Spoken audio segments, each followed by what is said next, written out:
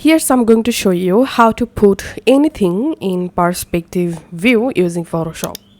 First of all, you have to select this polygonal lasso tool and you have to select your perspective subject just like this.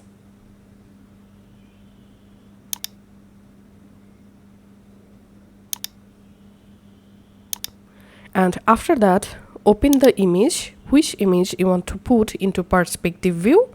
Unlock the image layer. Then go to select, click on all to select your entire image. Now go to edit and then just copy the image. Go back to your perspective project, click on edit, click on paste spatial, and here select paste into. And here we can see the image successfully inserted in perspective subject.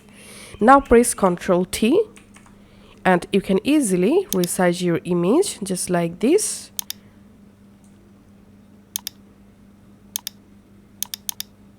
And now right click on your image and here select perspective.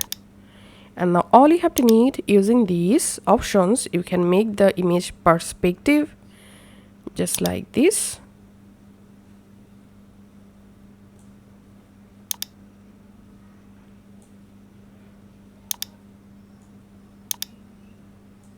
Once you're happy, just click on done. And that's how you can actually put anything in perspective using Photoshop.